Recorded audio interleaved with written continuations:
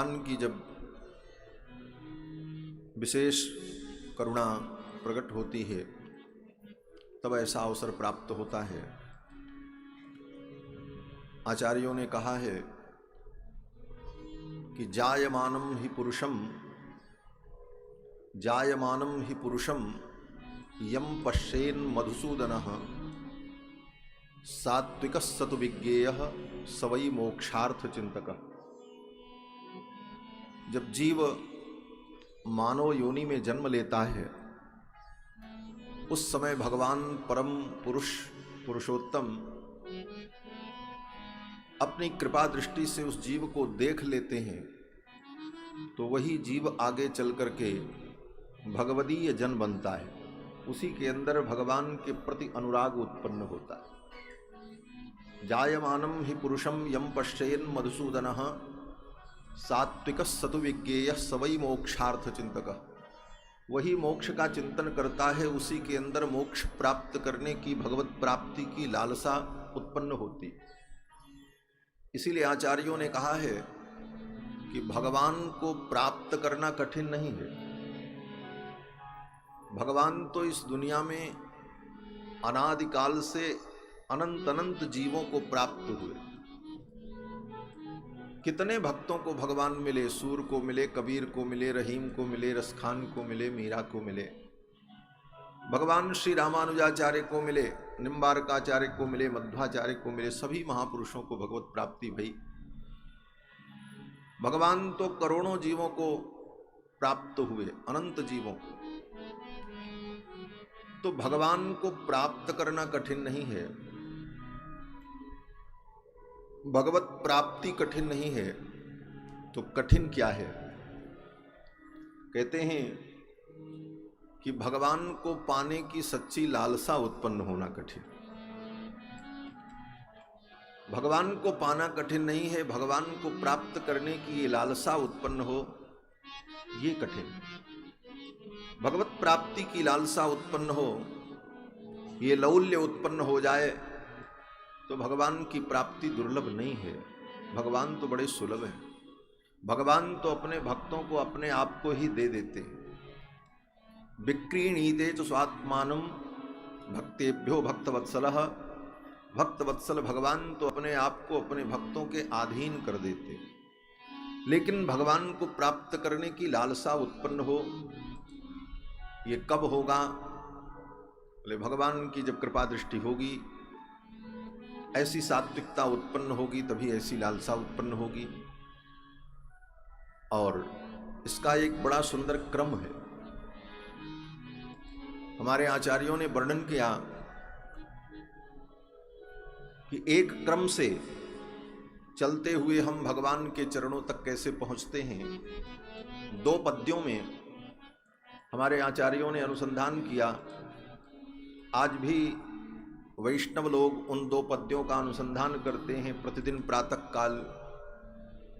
सत्संगात् भव निस्पृहो गुरुमुखात् श्रीशं प्रपद्यात्मवान् प्रारब्धं परिभुज्य कर्म शकलं प्रक्षीण कर्मांतरः न्यासादेव निरंकुशेश्वर दया निर्लून मायान्वयो हार्द्रानुग्रह लब्ध मध्य धमनी द्वाराद बहिर्निर्गतः मुक्तोर्चिर्दिन पूर्व पक्ष षडुदंग माशाब्दवातां सुमत ग्लौर्विद्युत वरुणेन्द्र धात्रि महितः सीमांत सिंध्वाप्लुतः श्रीवैकुंठमुपेत्य नित्यमजडं तस्मिन् परब्रह्मणः सायुज्यं समवाप्य नंदति समं तेनैव धन्यः पुमान्। ये जीव की धन्यता का एक बड़ा सुंदर क्रम बताया हमारे आचार्यों ने, जिसको हम लोग रामायण गीता भागवत, थोड़ी आवाज की झनक कम कर दो, तो गीता रामायण भागवत उपनिषदादि ग्रंथों के माध्यम से जो हम समझते हैं उसकी एक क्रमबद्ध सूची बताई। ये क्रम कैसा है? कहते हैं पहले तो भगवत कृपा से जीव को सत्संग की प्राप्ति हो, सत्संग में आकर के सत्संगात् भव निस्पृहो, सत्संग से आकर के निस्पृहता प्राप्त होती। फिर कहते हैं फिर सत्संग में ही गुरु की महिमा सुनने को मिलती है कि आचार्य के बिना जीव का कल्याण नहीं हो सकता। आचार्यादेव विदिता विद्या साधिष्ठम प्रापयति। आचार्यवान पुरुषो वेद। इन श्रुति वाक्यों को सुनकर आचार्य प्राप्ति की लालसा उत्पन्न होती, और फिर सत्संग के माध्यम से ही कोई सत्पुरुष आचार्य जब प्राप्त हो जाते हैं तो उनके द्वारा जीव भगवान की शरणागति कर लेता है। शरणागति में बिना पुरस्कार के भगवान की शरणागति सफल नहीं होती। कोई पुरस्कार करने वाला, ये पुरस्कार शब्द एक बड़ा विलक्षण शब्द है। पुरस्कार तो आपने सुना होगा, कोई व्यक्ति बहुत अच्छा काम करे तो उसको पुरस्कार दिया जाता है। लेकिन पुरस्कार मतलब सिफारिश करने वाला, मध्यस्थ, उसको कहते हैं पुरस्कार। तो भगवान की शरणागति में जब तक कोई पुरस्कार करने वाला न हो तब तक भगवान जीव की शरणागति को स्वीकार नहीं करते। और ये पुरस्कार कौन करता है? बोले आचार्य करते हैं। आचार्य के द्वारा ही जीव का पुरस्कार होता है।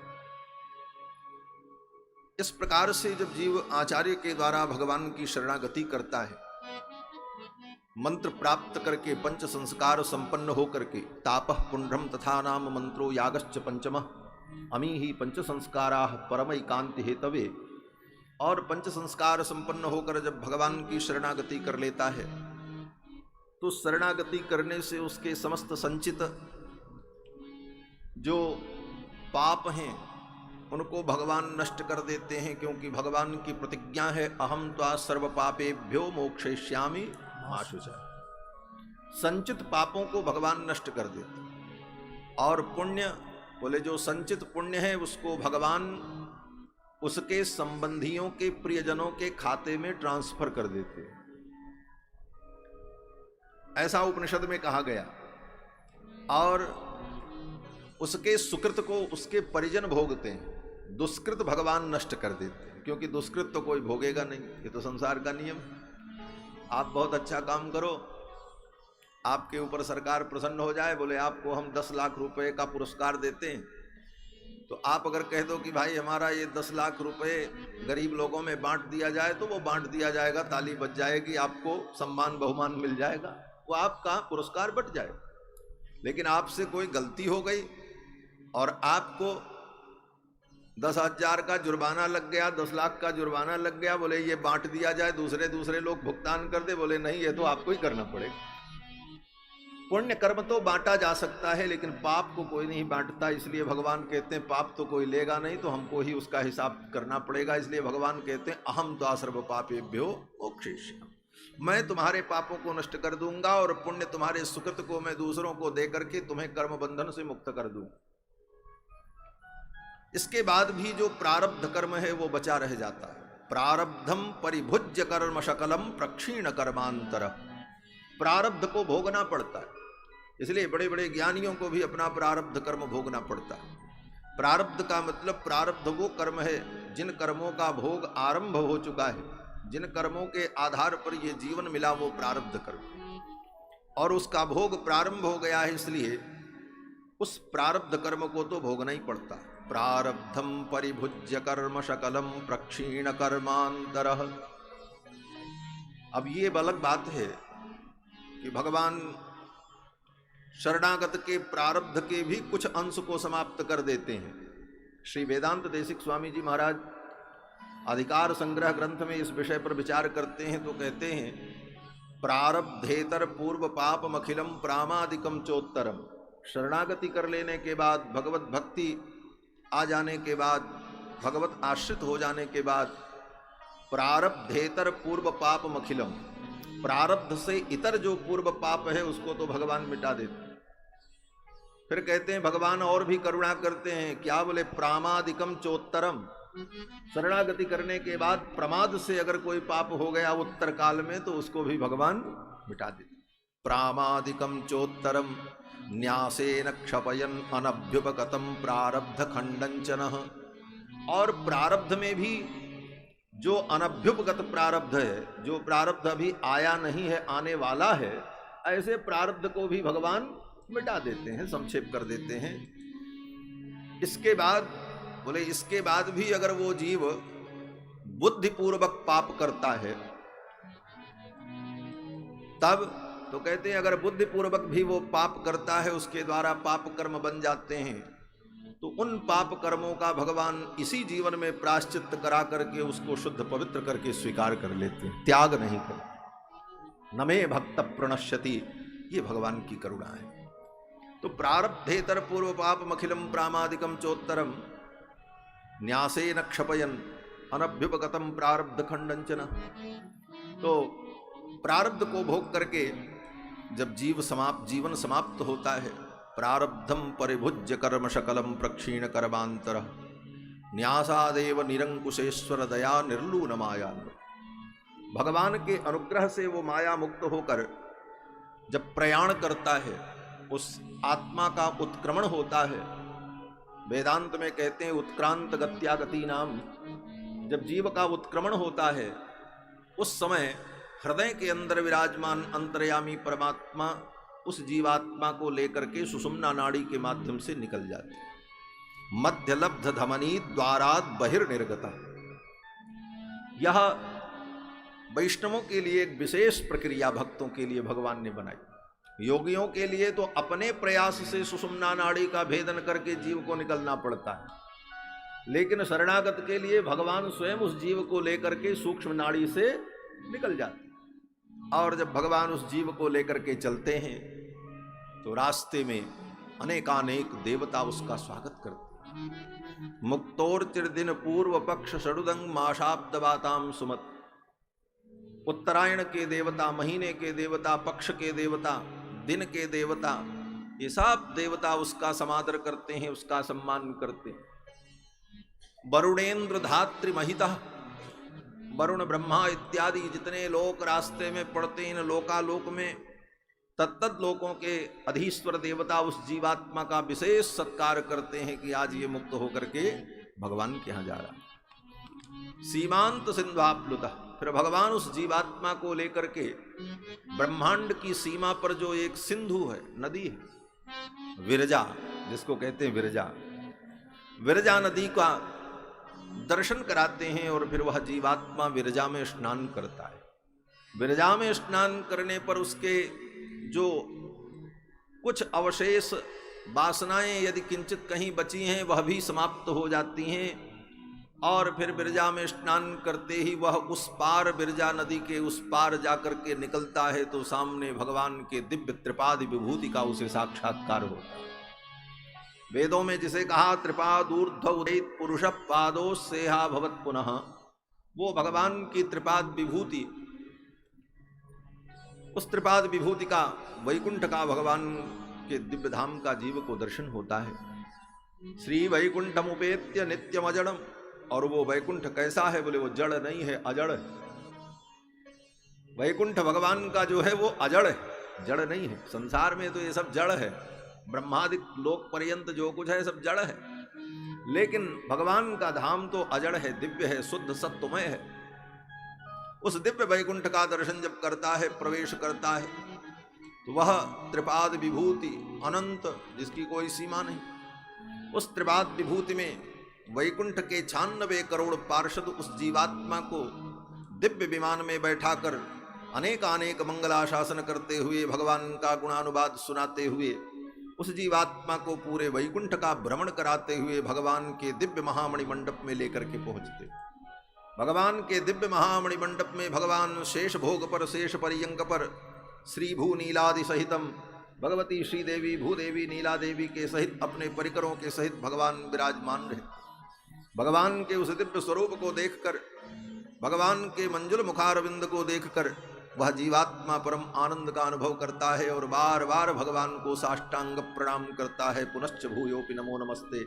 बार बार भगवान को जब प्रणाम करता है तो भगवान अपनी इस मुद्रा से, ये मुद्रा जो भगवान के विग्रह में देखी जाती है, हम लोग देखते हैं श्री राधा रानी, भगवान श्याम सुंदर, भगवान श्री रघुनंदन, भगवान के सभी विग्रहों में वरद मुद्रा, इसको कहते हैं वरद मुद्रा, आशीर्वाद भगवान दे रहे हैं। लेकिन हमारे वैष्णवाचार्यों ने इसका अर्थ किया कि ये मुद्रा भगवान की क्यों है। कहते हैं कि जब जीव भगवान को साष्टांग प्रणाम करता है तो एक बार साष्टांग प्रणाम किया, दोबारा करने चला तो भगवान कहते हैं बस बस अब रहने दो, पर्याप्त है। सकृदेव प्रपन्नाय तवास्मीति च याचते, एक बार ही तुम्हारा प्रणाम पर्याप्त है। एक बार तुमने प्रणाम कर लिया। पौनः पुण्यम निवारयन, वेदांत देशिक स्वामी जी महाराज कहते हैं पौनः पुण्यम निवारयन, वो पुनः पुनः प्रणाम न करे, इसका निवारण करने के लिए भगवान कहते हैं बस बस हो गया भाई, हो गया, हम प्रसन्न हैं। ये भावाचार्यों का, जब वो बार बार प्रणाम करता है तो भगवान अपनी वरद मुद्रा के द्वारा उसके पुनः पुनः प्रणाम का निवारण करते हुए कहते अब तुम कृतकृत्य हो, धन्य हो। फिर वह जीव भगवान से प्रार्थना करते हुए सामाम नान करता है, अहमन्नम अहमन्नम अहमन्नम, मैं अन्न हूं, मैं अन्न हूं, मैं अन्न हूं, अहमन्नम अहमन्नम।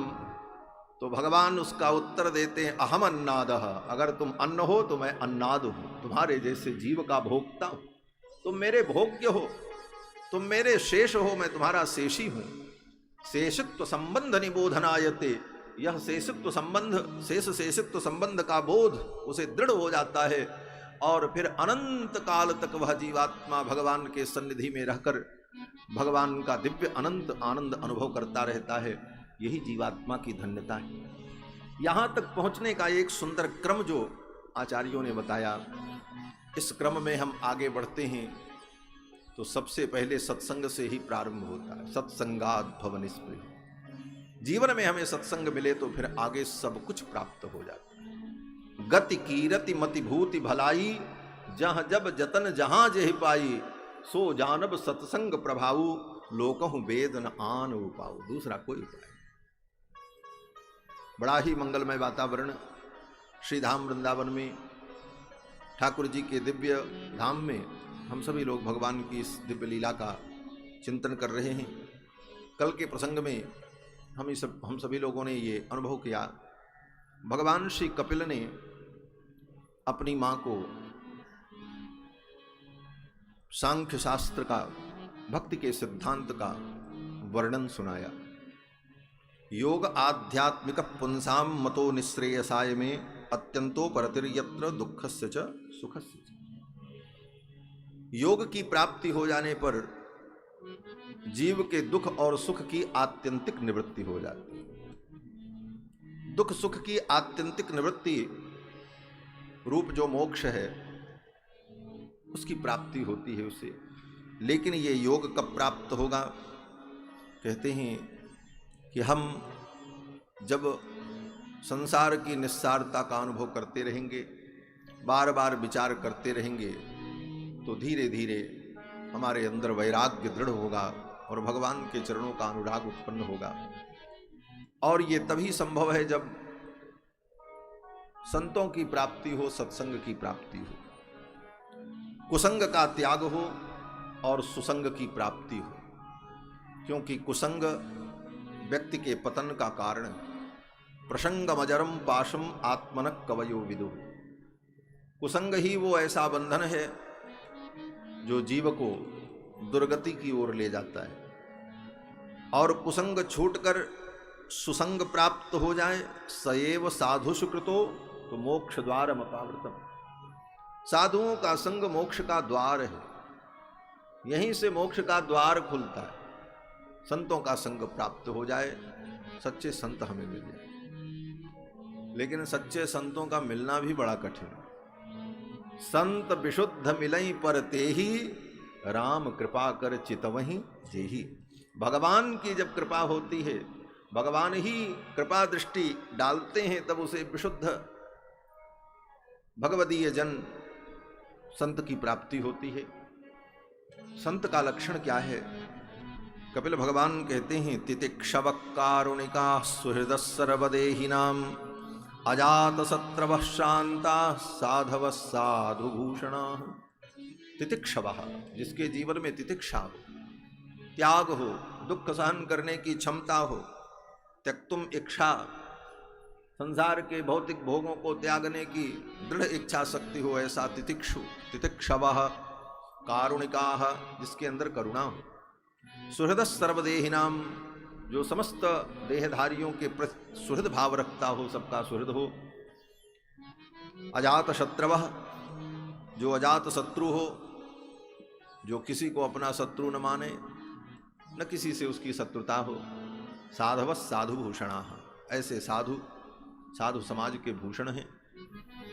और भगवान कहते हैं मयि अनन्य भावेन भक्तिम कुर्वन्ति ये दृढ़ाम, जो अनन्य भाव से मेरी भक्ति करते हो, अनन्य भाव से मेरा भजन करते हो, मेरे लिए जिन्होंने अपने स्वजन बांधवादि का भी त्याग कर दिया हो। मदाश्रयाः कथामृष्टाः शृण्वन्ति कथयन्ति च, जो मेरे आश्रित होकर मुझसे प्रेम करते हुए मेरी कथा को श्रवण करते हो, मेरी कथा का वर्णन करते हो। तपन्ति विविधास्तापा नैतान मद्गत चेतसः, ऐसे साधु ऐसे महापुरुष जीवन में मिल जाएं तो मोक्ष का द्वार खुल जाए। संत समागम की महिमा बताई और उन संतों के दर्शन से, ऐसे महापुरुषों के मिलने से मिलता क्या है? कहते हैं भगवान की भक्ति की प्राप्ति होती, भगवत भक्ति की प्राप्ति। ऐसे महापुरुषों की कृपा से भगवत भक्ति हमें प्राप्त होती है, भगवान के प्रति अनुराग उत्पन्न होता है। इन सब विषयों का वर्णन किया और फिर सांख्य सिद्धांत के तत्वों का वर्णन किया। चतुर्विंशत तत्वात्मिका प्रकृति का वर्णन और प्रकृति पुरुष का संयोग, यही बंधन जो है। प्रकृति का साक्षात्कार कर लेने पर, प्रकृति को ठीक ठीक जान लेने पर ये प्रकृति स्वयं पुरुष का त्याग कर देती है। ये सांख्य का सिद्धांत है। ये दार्शनिकों के लिए, विद्वानों के लिए इन विषयों का वर्णन कपिल भगवान ने अपनी मां को सुनाया। भगवती देवहूति ने शंका की कि पुरुषम प्रकृतिर्ब्रह्मन् न विमुंचित करहचित, ये तो प्रकृति कभी पुरुष को छोड़ ही नहीं सकती, क्योंकि पुरुष के आश्रित प्रकृति है और प्रकृति के आश्रित पुरुष है। ये तो अन्योन्याश्रयत्वाच्च, एक दूसरे के आश्रित होने के कारण इसका त्याग कैसे संभव है? ये कैसे छूट सकती है? प्रकृति तो कभी पुरुष को नहीं छोड़ेगी। तो कपिल भगवान कहते नहीं, तीव्रया मयि भक्त्या च श्रुत संभृतया चिरम ज्ञानेन दृष्टतत्वेन वैराग्येण बलीयसा। सत्संग के द्वारा जब मेरे चरणों में जीव की दृढ़ भक्ति हो जाती है तो त्याग वैराग्य के द्वारा धीरे धीरे प्रकृति के स्वरूप को जब वो पहचान लेता है तो प्रकृति धीरे धीरे स्वयं उसे छोड़ करके उससे दूर हो जाती है। और जीवात्मा तो प्रकृति से वैसे भी निर्लिप्त है। वह केवल अपने अहंकार के कारण, कर्तृत्वाभिमान के कारण ही प्रकृति में, प्रकृति से संबद्ध होकर वो कर्ता भोक्ता बन जाता है। इसी बात को गीता में भगवान ने कहा, अहंकार विमूढ़ात्मा कर्ता हमिति मन्यते प्रकृते क्रियमाणानि गुणैः कर्माणि सर्वशः। तो अपने अज्ञान के कारण ही वो कर्तृत्व मान करके भोक्ता बन जाता है और फिर फल को भोगता है। ये ज्ञान हो जाने पर भगवान कहते हैं मेरे चरणों में भक्ति उत्पन्न हो जाए। ये कपिल भगवान के संपूर्ण सिद्धांत का सार इतना ही है कि जेन केन प्रकारेण भगवान के चरणों में अनुराग, उसी से सब सिद्ध हो जाए। ज्ञान की सिद्धि, वैराग्य की सिद्धि, उसी से मोक्ष की सिद्धि, उसी से प्रकृति पुरुष के सिद्धांत को मान लो कि प्रकृति कैसे छूटेगी। बोले वो भक्ति सब करा देगी, भक्ति सर्वसमर्थ है। मूल बात इतना ही कहते हैं कपिल भगवान इस पूरे प्रसंग प्रकारांतर से, भक्ति की ही महिमा कही। इसलिए कपिल भगवान का ये सिद्धांत शुद्ध भक्ति का सिद्धांत, ये सांख्य नहीं है, निरीश्वरवादी सांख्य नहीं, जो वर्तमान में सांख्य दर्शन के नाम पर लोग अनुभव करते। आगे कपिल भगवान इस योग की प्राप्ति के लिए जो आवश्यक सावधानियां हैं उन विषयों का वर्णन करते हैं। योगस्य लक्षणम बक्षे सबीजस्य नृपात्मजे मनो येनैव विधिना प्रसन्नम याति सत्पथम। कहते हैं इस भक्ति योग में लगने वाले पुरुष को कुछ सावधानियां भी बरतनी चाहिए, कुछ नियमों का पालन भी करना चाहिए, तभी सफलता और सिद्धि की प्राप्ति होती है।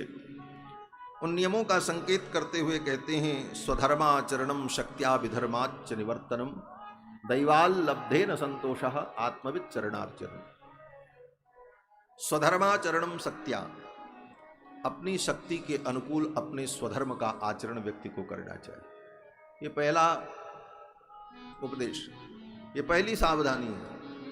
और कुछ करो न करो, लेकिन पहले अपने स्वधर्म का पालन करो।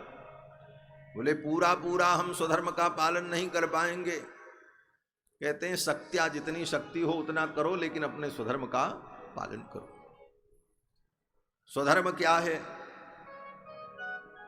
बोले ब्राह्मण क्षत्रिय वैश्य शूद्र 4 वर्ण हैं और 4 आश्रम हैं, ब्रह्मचर्य गृहस्थ वानप्रस्थ संन्यास। ये वर्ण और आश्रम तत्त वर्णों के लिए, तत्त आश्रमों के लिए शास्त्र में जो विधि कही गई, जो कार्य कहा गया, जो कर्तव्य कहा गया, वही उनका स्वधर्म है। वर्णाश्रम धर्म ही स्वधर्म है। और अपने अपने वर्ण के अनुकूल अपने अपने स्वधर्म का पालन करना, यही स्वधर्माचरण है। गीता में भी भगवान ने इसी को स्वधर्म, स्वकर्म, सहज धर्म इत्यादि शब्दों के द्वारा कहा। जय अनुराग जी बैठो, पीछे कैमरा है देखो, धक्का मत देना। बोलो श्री सीतारामचंद्र भगवान की जय। स्वधर्माचरणम शक्त्या विधर्माच्च निवर्तनम। स्वधर्म के पालन पर गीता में भगवान ने बहुत प्रभावी ढंग से अपनी बात कही। भगवान कहते हैं स्वधर्ममपि चावेक्षण विकंपित बरहसि। अपने स्वधर्म को देखकर व्यक्ति को कभी कंपित नहीं होना चाहिए। अपने स्वधर्म का दृढ़ता से पालन करना चाहिए।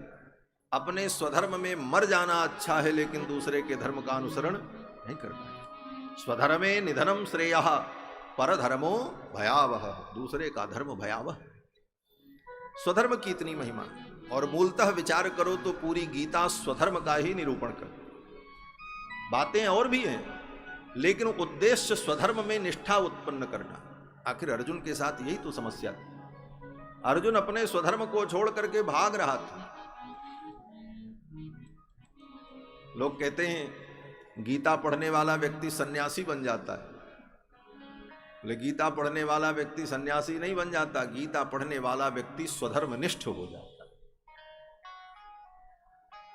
भगवान श्री कृष्ण ने देखा अर्जुन तो अपना स्वधर्म छोड़ रहा है। ये क्षत्रिय है, इसका धर्म है युद्ध करना, और क्षत्रियों के लिए युद्ध परम धर्म है। युद्ध के मैदान में भाई भी आ जाए तो उसे भी मार देने में कोई दोष नहीं है। ये क्षत्रियों का धर्म है।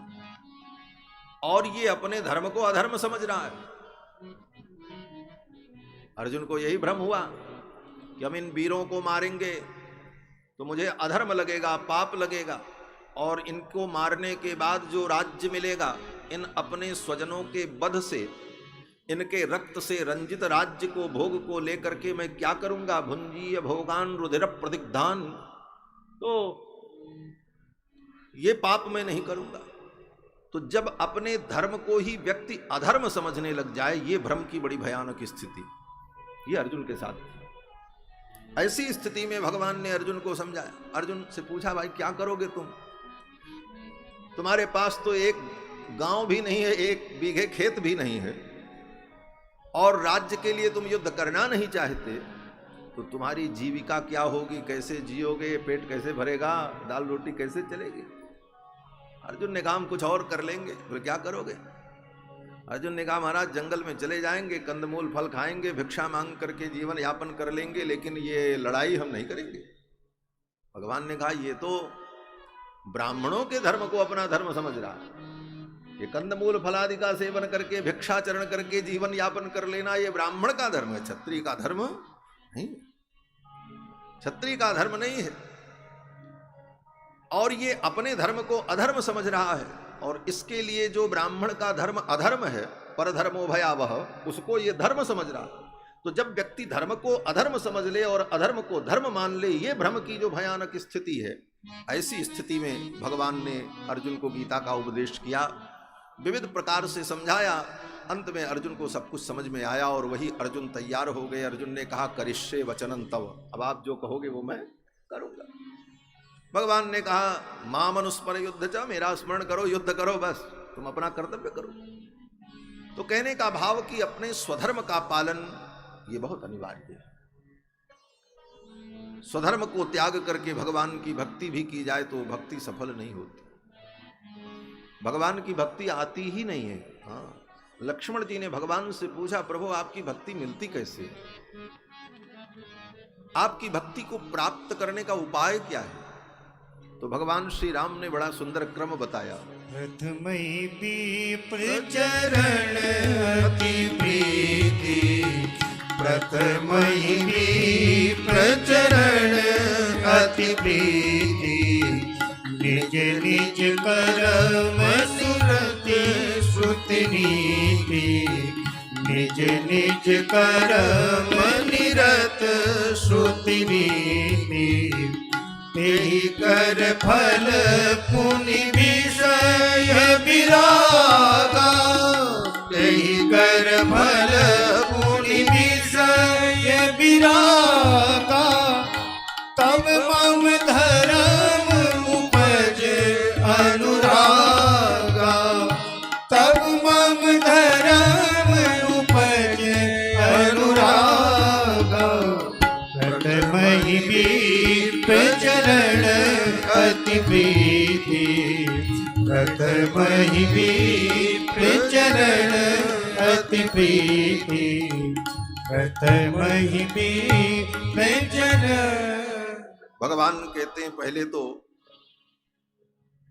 विप्रों के चरणों में प्रीति हो। विप्र माने बोले वे ब्राह्मण। कौन ब्राह्मण? बोले जो विद्वान हैं, शास्त्रज्ञ हैं। विप्र का एक व्युत्पन्न अर्थ यह भी है, विशेष रूपेण प्रपूरयति इति विप्रः, जो विशेष रूप से आपको शास्त्रीय ज्ञान से परिपूर्ण कर दे उसका नाम विप्र। विशिष्ट रूपेण प्रपूरयति, तो ऐसे विप्र के चरणों में प्रीति हो, श्रद्धा हो, तब क्या होगा? बोले श्रद्धावान लभते ज्ञानम, तब आपको अपने धर्म का बोध होगा। और तब बोले निज निज कर्म निरत श्रुति नहीं की, फिर आप अपने अपने कर्म में स्वधर्म में निरत हो जाओ। बोले तब उसका फल ये मिलेगा, त्यही कर फल पुनि विषय विरागा, तब विषयों से वैराग्य होगा। और जब विषयों से वैराग्य होगा तब भगवान के चरण में अनुराग होगा। ये क्रम है अनुराग से, ये अनुराग का क्रम है कि भगवान के चरणों में अनुराग कैसे हो। तो ये भगवान के चरणों की भक्ति स्वधर्म पालन से दृढ़ हो। भगवान श्री राम ने भी 11,000 वर्ष तक अपनी प्रजा का पालन किया तो केवल एक काम किया बस। आप रामायण पढ़ते हैं, रावण का वध करने के बाद, अयोध्या में सिंहासनारूढ़ होने के बाद, कहीं भगवान श्री राम युद्ध करने नहीं गए। कोई प्रसंग ऐसा नहीं आता। कहीं कोई पुराण में या किसी संहिता में कोई ऐसी कथा हो वो अलग बात है, लेकिन कहीं रामायण में ऐसी कथा नहीं आती कि 11,000 वर्ष तक वो कहीं युद्ध करने गए। अश्वमेध भी किया तो भरत जी गए और लोग गए जो जरूरत पड़ी तो, लेकिन वो नहीं गए। और जीवन भर अयोध्या में रहकर 11,000 वर्ष तक राम जी ने केवल एक काम किया, प्रवचन किया बस। अपनी प्रजा को बैठा करके प्रवचन करते थे। व्याख्यांतम भरतादिभि परिवृतम रामम भजे श्यामलम। और व्याख्यान उनका क्या होता था? केवल स्वधर्म का व्याख्यान की, हे प्रजा के लोगों तुम अपने स्वधर्म का पालन करो। चातुर्वर्ण्यम च लोकेस्मिन् स्वे स्वे धर्मे नियोक्षति। चारों वर्णों के लोगों को उनके उनके धर्म में राम जी ने लगाया। और यही काम 11,000 वर्ष तक करके 10 वर्ष सहस्राणि 10 वर्ष शतानि च रामो राज्यम पाशित्वा ब्रह्मलोकम प्रयास्यति। तो भगवान श्री राम ने भी यही किया। कपिल भगवान भी कहते हैं स्वधर्माचरणम शक्त्या, अपनी शक्ति के अनुकूल अपने स्वधर्म का आचरण करो। विधर्माच निवर्तनम, और दूसरे के धर्म का निवर्तन करो। दूसरे का धर्म तुम्हारे लिए कल्याणप्रद नहीं होगा।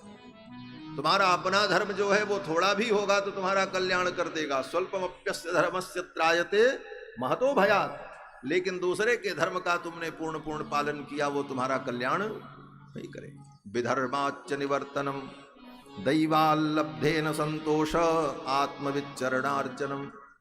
दैवाल्लब्धेन संतोष, दैव से प्रारब्ध से जो तुम्हें प्राप्त है, तुम्हारे जीवन में जो संसाधन है उतने में संतुष्ट रहना सीखो। हाय हाय करने वाले व्यक्ति से न भक्ति होती है न ज्ञान सिद्ध होता। क्यों? बोले उसकी सारी ऊर्जा सारी बुद्धि केवल हाय हाय में ही चली जाती। इसलिए ईश्वर ने जो दिया उसमें संतुष्ट हम रहे। संतोष आ जाए जीवन में तो कामनाएं स्वतः समाप्त हो जाती हैं। इसीलिए गोस्वामी जी ने कहा, बिनु संतोष न काम न साही, काम अछत सुख सपने हूं नाही। सुखी होने का यही उपाय है कि जीवन में संतोष हो। आत्मविचरणार्चनम, आत्मज्ञ तत्वज्ञ महापुरुष जो हैं उनकी सेवा करो, उनके चरणों का आश्रय लो। फिर कहते हैं मित मेध्यादनम सस्वत विविक्त क्षेम सेवनम, सीमित और पवित्र आहार। हम भगवान की भक्ति कर रहे हैं, वैष्णव हैं, तो कुछ भी खाते रहें, कुछ भी करते रहें, भक्ति होगी बोले नहीं होगी। आहार पर भी विचार करना पड़ेगा। बोले मित मेध्यादनम, मित माने सीमित, मेध्य माने पवित्र। सीमित और पवित्र आहार जब हम ग्रहण करेंगे तभी हमारी बुद्धि भगवान में लगेगी। मित मेध्यादनम सस्वत, पवित्र और सीमित आहार। क्यों? बोले जैसा आहार हम करते हैं वैसी ही हमारी बुद्धि होती है, हमारा चित्त वैसा बनता है। एक साधारण सी कहावत कहते हैं कि जैसा खाए अन्न वैसा होए मन। ये साधारण बात नहीं है, वेदों के वाक्य का ये अनुवाद है। वेदों में कहा यो अनिष्ठम तन मनः, हम जो खाते हैं जो पीते हैं उसका सूक्ष्म भाग, स्थूल भाग मल बन जाता है, सूक्ष्म भाग जो है वो रस बन करके शरीर में व्याप्त हो जाता है, और जो अत्यंत सूक्ष्म होता है अनिष्ठ, वो क्या है? वो बोले हमारे मन को ऊर्जा देता है, प्रभावित करता है, जो भी करता है। यो अनिष्ठम तन मन। ऐसी स्थिति में हम जो खाते हैं उसका हमारे जीवन पर प्रभाव पड़ता है। इसलिए आहार की शुद्धि भी बहुत अपेक्षित है। आहार शुद्ध होने पर ही भक्ति योग, ज्ञान योग सब सफल होगा। इसीलिए कहा युक्ताहार विहारस्य, वो युक्ताहार विहार की व्याख्या में सब समाहित है। और इसी को हमारे भगवान श्री रामानुजाचार्य ने श्री भाष्य में विवेक कहा है। विवेक क्या है? विवेक का जो अर्थ है ज्ञान, सारा सार विवेचन की क्षमता, वो तो है ही, लेकिन वहाँ पर विशेष रूप से विवेक का मतलब क्या है ये कहते हैं रामानुज स्वामी जी कि जात्याश्रय निमित्त दुष्टाद अन्नात् काय शुद्धिर विवेक। जाति आश्रय निमित्त 3 प्रकार के दोषों से रहित शुद्ध अन्न का सेवन करना, यही विवेक है। इसको विवेक कहा है। और ये विवेक भक्ति का प्रथम साधन है। कल चर्चा थी विवेक विमोकाभ्यास क्रिया कल्याण अनवसाद अनुद्धर्ष साधन सप्तक जन्या भक्ति। 7 साधनों से भक्ति का प्रादुर्भाव होता है, उनमें सबसे पहला विवेक ही है। विवेक क्या? बोले जाति आश्रय निमित्त 3 प्रकार के दोष से रहित विशुद्ध अन्न का सेवन करे, तब इसी को विवेक कहा। जाति माने बोले जन्मना जो वस्तु अशुद्ध है, प्याज लहसुन गाजर लसुनम गृंजनम चैव प्लांडुम ग्राम कुक्कुटम छत्राकम बिडवराहंच इत्यादि जो श्रुति वाक्य हैं, वो स्मृति वाक्य हैं। इन चीजों का जो जातितः जन्म से ही जो अशुद्ध है, ऐसे पदार्थों का आश्रय, वस्तु शुद्ध है लेकिन जिसके आश्रित है वो अशुद्ध है, इसलिए वो भी वस्तु खाद्य नहीं। चावल दाल रोटी ये अन्न है, पवित्र अन्न है, लेकिन बनाने वाला व्यक्ति और परोसने वाला व्यक्ति अगर अशुद्ध है, दूषित है, तो वह वस्तु भी दूषित हो जाएगी आश्रय दोष के कारण। और निमित्त दोष, बोले वस्तु बहुत शुद्ध है, परोसने वाला भी बहुत शुद्ध है, बनाने वाला भी बहुत बढ़िया है, लेकिन वो किसी निमित्त से दूषित हो गया। काक ने स्पर्श कर दिया, उसमें बाल गिर पड़ा, नख गिर पड़ा, कोई ऐसी अशुद्ध वस्तु का स्पर्श हो गया तो वो निमित्त दोष से दूषित हो गया। इस प्रकार से जाति आश्रय निमित्त 3 प्रकार के दोषों से रहित जब हम वस्तु का सेवन करते हैं, आहार करते हैं, तब विवेक दृढ़ होता है। यही विवेक है, और तभी भगवान के चरणों में हमारी भक्ति दृढ़ होती है। और एकांतवास, ज़्यादा लोगों के बीच में रहने से भी भक्ति की साधना में बाधा उत्पन्न होती है। आगे कहते अहिंसा, सत्य, अस्तेय, ब्रह्मचर्य, अपरिग्रह इत्यादि जो नियम हैं, इन नियमों का पालन करना चाहिए। भगवान का विविध प्रकार से पूजन करें, और पूजन करके भगवान का हम ध्यान करें। भगवान के किस रूप का ध्यान करें? कहते हैं प्रसन्न बधराम भोजम पद्म गर्भारुणेक्षणम नीलोत्पल दल श्यामम शंख चक्र गदाधर। भगवान के सुंदर चतुर्भुज रूप का ध्यान करना चाहिए। ये ध्यान कैसा है? बोले वो योगियों वाला ध्यान नहीं। यम नियम आसन प्राणायाम करके जो ध्यान तक पहुंचते वो ध्यान तो अलग है। ये ध्यान का मतलब सहज ढंग से भगवान की पूजा करके, भगवान की आराधना करके, श्रृंगार करके, नख से लेकर शिख पर्यंत भगवान के एक एक अंग का ध्यान करना चाहिए।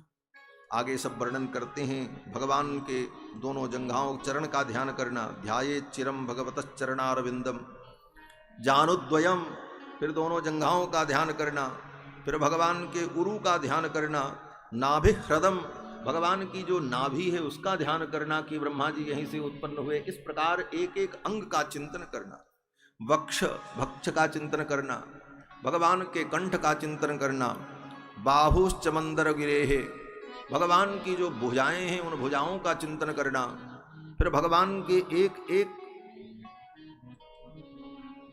आयुधों का चिंतन करना, शंख चक्र गदा पद्म कौमोदकीम भगवतो दयिताम स्मरेत, भगवान की कौमोदकी गदा का स्मरण करना, भगवान की माला का स्मरण करना, और फिर भगवान के सुंदर हंसते हुए मुस्कुराते हुए मुखारविंद का ध्यान करना। हासम हरे रमताखिल लोक तीव्र, भगवान की वो मुस्कुराहट ही हमारे जीवन के सारे दुख को, सारे जीवन के ताप को मिटा देती।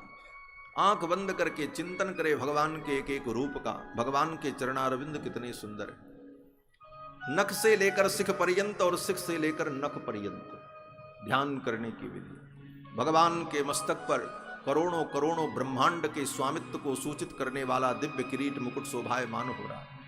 भगवान की दिव्य गभुआरी अलकावली, कानों में दिव्य भगवान के मकराकृत कुंडल है। उन मकलाकृत कुंडलों में जो दिव्य मणियां हैं, उन मणियों के प्रकाश से भगवान के सुचिक्कन कपोल अत्यंत सुंदर अरुण वर्ण के दिखाई पड़ रहे हैं। भगवान के नेत्र कितने सुंदर हैं। बोले नासिका के मूल से लेकर कान के मूल पर्यंत, नासिका मूल मारभ्य कर्ण पर्यंत कर्णांतलोलेक्षणम मुग्धस्मेर मनोहराधर दलम मुक्ता किरीटोज्ज्वलम। इस प्रकार भगवान के एक एक अंग का ध्यान करना चाहिए। भगवान के सुमधुर अधर कितने सुंदर हैं। जिन अधरों की अरुणिमा को देखकर आर्य ललनाएं भी अपने आर्य चरित्र से विचलित हो जाएं, ऐसे भगवान के सुमधुर अधर। भगवान की सुंदर ग्रीवा शंख के समान कंबुक ग्रीव भगवान, उस ग्रीवा में सुंदर कौस्तुभमणि, बनमाला, मोहनमाला, मटरमाला, सोने की सतलड़ी, हीरे की पचलड़ी, कंधे पर अंगद बाजूबंद विजायट, कंधे पर सुंदर वेदमय शुभ्र यज्ञोपवीत, कंधे पर तड़ित विनिंदक पीतांबर, ऊपर की भुजाओं में शंख चक्र, नीचे की भुजाओं में गदा पद्म। भगवान के कमर में लिपटा हुआ पीतांबर ऐसा शोभायमान हो रहा है जैसे स्थित विद्युत परिवेष्टित नील घन खंड को आकाशीय विद्युत चारों तरफ से घेर करके चमक रही हो, ऐसा दिव्य भगवान का तड़ित विनिंदक पीतांबर। भगवान के सुकोमल चरणारविंद, जिन चरणारविंद के नखमणि ज्योत्सना के एक अंश को प्राप्त करने के लिए बड़े बड़े योगी मुनि अमलात्मा महात्मा जन्म जन्म तक ध्यान साधना करते हैं, ऐसे भगवान के दिव्य चरणारविंद जो भक्तों के परम धन हैं। धनम मदीयम तव पाद पंकजम कदानु साक्षात करवाणि चक्षुषा।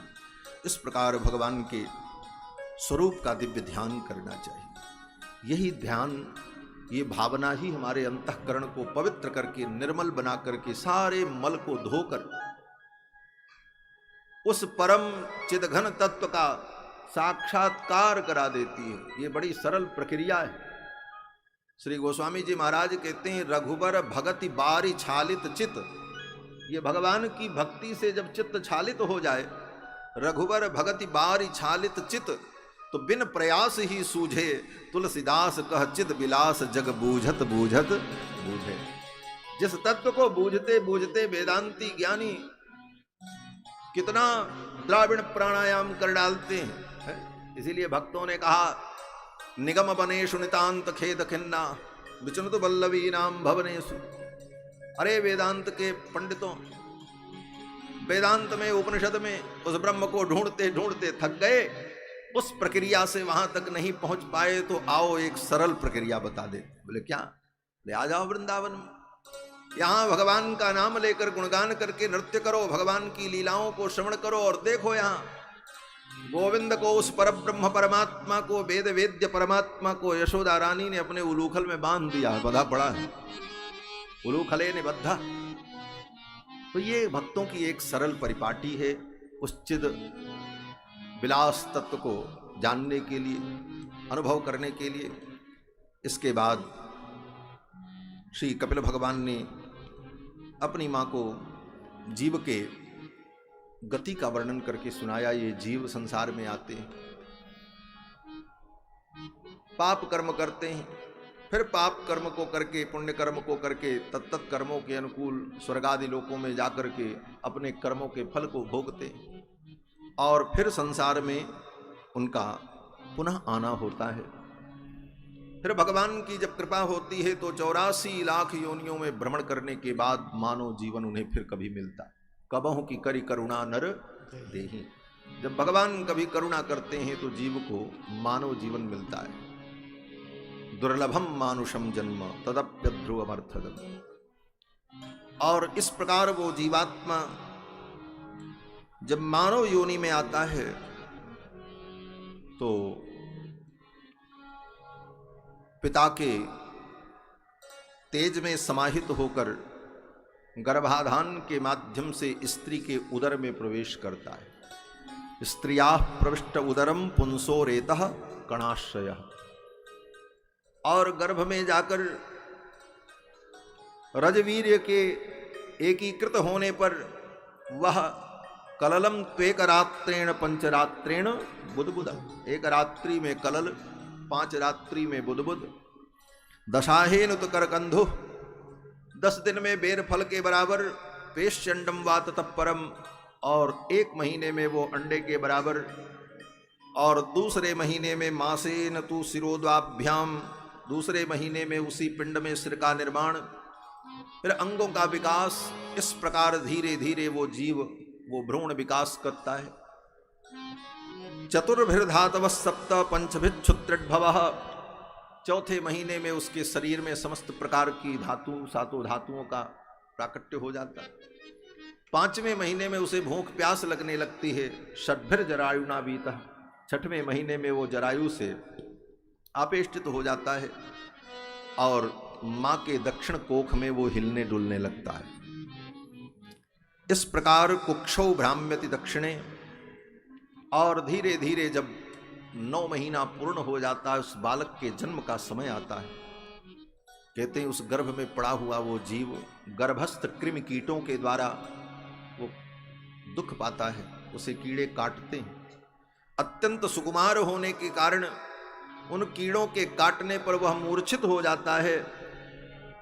फिर मां जब कटु तिक्त अम्ल पदार्थ का सेवन करती है तब उसके अंदर फिर चेतना आ जाती है।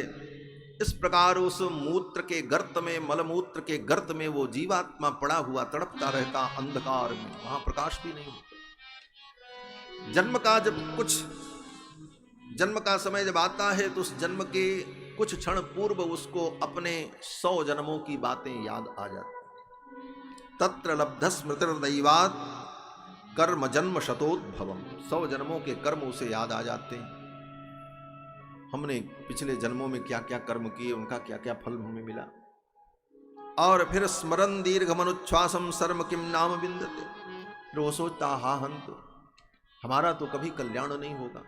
इतने पाप हमने किए और फिर संसार में मैं जा रहा हूं, ये माया फिर मुझे पकड़ लेगी और इसी माया में आबद्ध होकर के फिर मैं इसी चक्कर में घूमता रह जाऊंगा। अब मेरा कल्याण कैसे होगा? यह सोच करके वह जीव अत्यंत दुखी होकर भगवान से प्रार्थना करता है, रोता है और रो रो करके यही प्रार्थना करता है कि हे भगवान, मैं तो यही ठीक हूं, अब मैं संसार में नहीं जाऊंगा, आपकी माया मुझे पकड़ लेगी। लेकिन नियति तय है, उसे तो बाहर आना ही है। फिर भगवान से प्रार्थना करता है, हे प्रभु मैं आपसे निवेदन करता हूं, अब मैं संसार में जाऊंगा तो दूसरा काम नहीं करूंगा, केवल आपका भजन करूंगा। इस बात को गोस्वामी तुलसीदास जी महाराज कहते हैं कि वो जीवात्मा गर्भ में उल्टा लटका, सिर हेठ ऊपर चरण संकट बात नहीं पूछत को। वो गर्भ में प्रार्थना करता है, अब जग जाहि भजऊं चक्रपाणी, हे चक्रपाणी अब तो संसार में जाकर के आपका मैं भजन करूंगा। यद्योनेह प्रमुच्चे हम प्रपद्ये पुरुषोत्तमम, इस योनि से बाहर जाने के बाद मैं हे पुरुषोत्तम तुम्हारी प्रपत्ति करूंगा, तुम्हारा भजन करूंगा, दूसरा कोई काम नहीं। हमारे स्वामी जी महाराज इस बात पर एक अपनी अनुभव की बात कहा करते थे कि जब इस प्रकार वो जीव भगवान से कहता है तो भगवान कहते हैं, भाई हर बार तो तुमने यही कहा है, कोई नई बात तो है नहीं।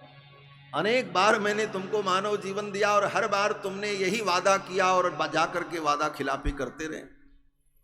जब गए तो जाते समय यही कहा, आप जाएंगे तो तुम आपका भजन करेंगे, आप माया में नहीं पड़ेंगे, और फिर वही काम तुम करते हो, फिर भी यही करने जा रहे हो, अब मुझे कैसे विश्वास हो। तो लक्ष्मी जी कहती हैं, प्रभु कृपा करो इसके ऊपर, ये तो जीव है, अज्ञानी है, बिना उनके पुरस्कार के तो जीव का कल्याण कैसे होगा। बोले ये मेरा भजन करेगा, क्या गारंटी है। तो लक्ष्मी जी कहती हैं, भाई जब गारंटी नहीं होती तब कुछ लिखा पढ़ी करनी पड़ती है, कुछ डॉक्यूमेंट्स बनाने पड़ते हैं, भाई कुछ दस्तावेज बन जाए, प्रमाण तो रहे कि हाँ भाई इस बात पे समझौता हुआ था। तो बोले यहाँ क्या लिखा पढ़ी करें, यहाँ तो कोई कागज नहीं, कोई व्यवस्था नहीं। तो लक्ष्मी जी कहती हैं, दुनिया में जितनी लिखा पढ़ी होती है सब हाथ से ही होती है, उंगलियों से होती, इसकी उंगलियों में ही आप लिखा पढ़ी कर दो। बोले क्या लिखा पढ़ी कर दें। लक्ष्मी जी कहती हैं, आप अपने शंख चक्र के चिन्ह इसकी उंगलियों पर अंकित कर दो। ज्योतिष शास्त्र में दैवज्ञ लोग कहते हैं उंगलियों में शंख चक्र के चिन्ह बने रहे।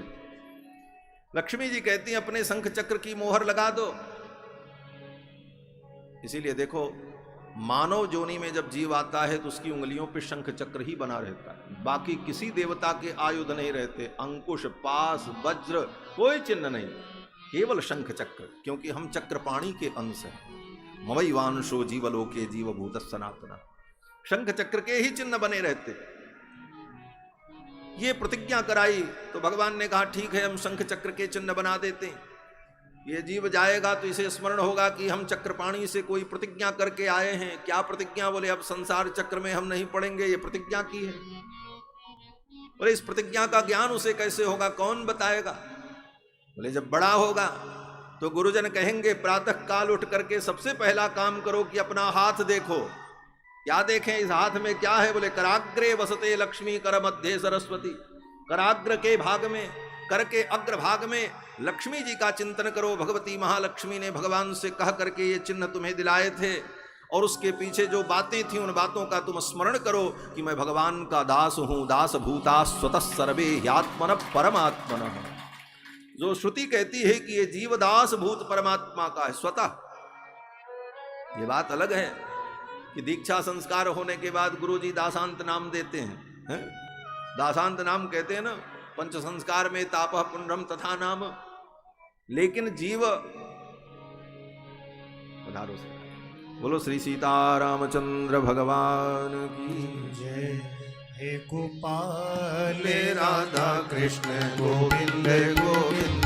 हे गोपाल राधा कृष्ण गोविंद गोविंद। हे गोपाल राधा कृष्ण गोविंद गोविंद।